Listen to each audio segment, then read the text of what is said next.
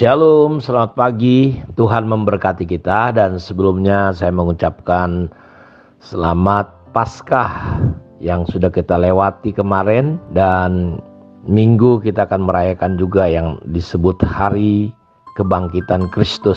Sebuah peristiwa yang penting menjadi dasar iman hidup kita semua, kematian dan kebangkitan Kristus dan kenaikannya. Pada akhirnya ke surga, dia duduk di sebelah kanan Allah Bapa, dan Roh Kudus dicurahkan bagi kita semua, digenapi dengan hari Pantekosta. Karena itu saya ingin mengajak kita dalam sebuah perenungan bagaimana lewat Paskah kematian Yesus dan bagaimana kaitannya dengan gereja yang dipenuhi dengan kemuliaan Allah. Karena kita sedang terus belajar, fokus bagaimana ke depan kita semua bisa memahami sebagai gereja kita mau kemana. Ya, kita sebagai umat, sebagai jemaat Tuhan, kita mau dibawa kemana. Gereja seperti apa yang ada di pikiran saudara? Kayak apa sebenarnya seharusnya gereja? Karena Tuhan punya rencana yang luar biasa lewat perkara-perkara yang besar, termasuk lewat kematiannya. Karena itu apa arti dan makna daripada kematian Yesus yang kita sebut Paskah? Karena Paskah kematiannya merupakan sesuatu yang luar biasa. Mari kita lihat dalam 1 Korintus 15 ayat 1 sampai 3. Dan sekarang saudara-saudara, aku mau mengingatkan kamu kepada Injil yang aku beritakan kepadamu, dan yang kamu terima, dan yang di dalamnya kamu teguh berdiri oleh Injil itu. Kamu diselamatkan asal kamu teguh berpegang padanya seperti yang telah kuberitakan kepadamu, kecuali kalau kamu telah sia-sia menjadi percaya. Sebab yang sangat penting, jadi ini sesuatu yang penting. Penting artinya sesuatu yang serius. Penting artinya yang harus mendapat perhatian lebih. Penting artinya sesuatu yang kalau tidak ada itu, tidak ada dia terpenting ini, maka yang lainnya menjadi hambar.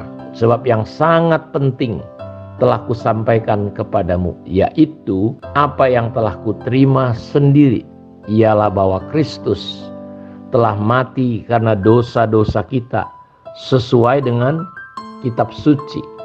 Jadi Bapak Ibu harus paham hal yang terpenting. Paulus katakan bahwa Yesus sudah mati. Saudara harus paham ini, Yesus sudah mati karena dosa-dosa kita sesuai dengan kitab suci. Dalam kitab Yesaya dikatakan dia tertikam, dia mengalami penderitaan, dia diremukkan, dia dipermalukan, direndahkan, dilecehkan, bagaikan domba yang keluh, domba kecil yang dibawa ke pembantaian. Semua terjadi cuma satu hal, yaitu karena dosa-dosa kita. Bapak Ibu dengerin baik-baik, ini harus menjadi dasar gereja kita. Ini harus menjadi dasar perjalanan hidup kita sebagai orang percaya. Ini penting sekali. Kristus telah mati untuk dosa-dosa kita. Tidak ada jalan lain untuk menyelamatkan hidup kita. Karena itu gereja perlu dibangun di atas dasar kasih karunia. Gereja iman kita perlu dipahami, dimengerti bahwa Paulus berkata ini yang terpenting. Kristus telah mati bagi dosa-dosa kita. Kalau ada jalan lain di luar salib, maka Yesus tidak perlu mati. Karena itu begitu dahsyat sekali, begitu luar biasa sekali. Karena itu Paulus berkata inti daripada Injil adalah kematian dan kebangkitan Kristus. Karena itu Injil atau kematian Tuhan memberi harapan bagi orang-orang yang terhilang. Injil adalah kabar baik bagi dunia. Karena melalui Injil manusia bisa kembali kepada Allah, diselamatkan. Dan seharusnya Injil atau berita ini menjadi berita yang terbaik bagi dunia.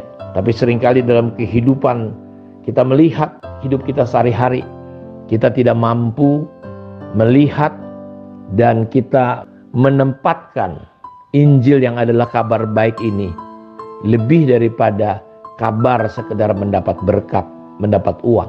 Kadang-kala kita main-main sepele, Ya, karena itu Paulus berkata dalam Roma pasal 1 ayat 16-17, sebab aku punya keyakinan yang kokoh dalam Injil. Karena Injil adalah kekuatan Allah yang menyelamatkan setiap orang yang percaya. Pertama-tama orang Yahudi, tetapi juga orang Yunani. Sebab di dalamnya nyata kebenaran Allah yang bertolak dari iman dan memimpin kepada iman. Seperti ada tertulis, orang benar akan hidup oleh iman.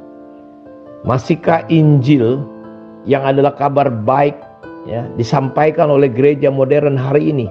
Apakah gereja modern hari ini mimbarnya masih mengkhotbahkan Injil seperti yang Paulus katakan?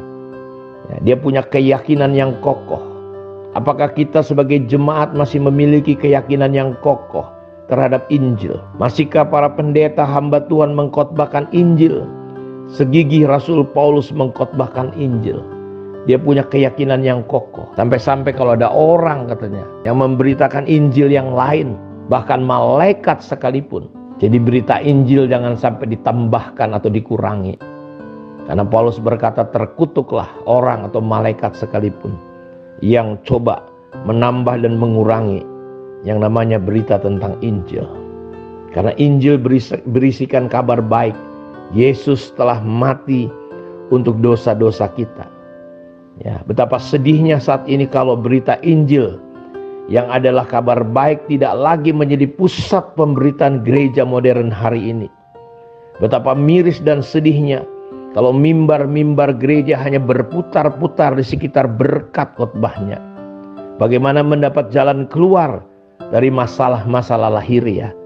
Paulus berkata, kalau kita percaya Tuhan Yesus hanya masalah perkara-perkara lahiriah, dalam 1 Korintus 15 dikatakan, kita adalah orang yang lebih malang daripada orang yang malang di dunia ini. Jadi kalau mimbar gereja khotbah hanya sebatas mencari pengikut-pengikut, bagaimana cara mendapatkan pengikut? Gereja banyak, tapi gereja tidak memahami Injil. Umat tidak memahami Injil. Daripada kabar yang baik bahwa Kristus telah mati dan ada beban untuk penjangkauan. Jadi sudahkah Yesus menjadi yang terutama, pertama, menjadi penguasa hidup? Sejauh mana Tuhan menguasai hidup kita? Injil adalah kabar baik. Terkadang bukan lagi menjadi kekuatan Allah yang mampu membawa perubahan, terobosan, dan membawa kita sebagai pemenang-pemenang, bahkan lebih daripada pemenang. Orang Kristen sekarang terlihat begitu lemah. Ya, kabar baik Injil ditutupi dengan persepsi yang salah. Oleh karena itu saya mau ngajak saudara untuk melihat Injil secara utuh, sehingga kabar baik membawa kita semua kembali kepada perenungan, pemahaman dan pengenalan akan Allah. Jadi fokus kita hari-hari ini, bagaimana gereja kita harus memahami kabar baik itu adalah Yesus telah mati bagi dosa-dosa kita. Apa kebahagiaan saudara? Apa kesenangan saudara? Ya, ketika anak yang bungsu meninggalkan bapaknya, ya, dia hidup dalam keadaan yang lebih rendah daripada seekor babi. Tapi ketika dia sadar, dia kembali kepada Bapa. Bapa bersuka cita. Karena itu kalau ada satu orang bertobat, malaikat di surga bersorak-sorai bersuka cita. Saya nggak tahu apakah sukacita gereja hari ini masih bersuka cita karena ada petobat-petobat baru. Ada orang-orang yang dijangkau, bukan hanya sekedar keliling dari satu gereja pindah organisasi ke organisasi yang lain. Ya, saya berharap lewat hari Paskah yang baru kita lewati, perenungan ini bisa menolong kita semua. Mari kita berdoa. Bapa, terima kasih untuk kemurahan dan anugerah-Mu. Terpujilah Engkau Bapa, lawat tolong semua anak-anak-Mu. Bawa kami terus masuk pada kebenaran-kebenaran-Mu ya Tuhan. Terpujilah Engkau saat ini. Di dalam nama Tuhan Yesus kami berdoa. Amin. Tuhan memberkati kita semua. Shalom.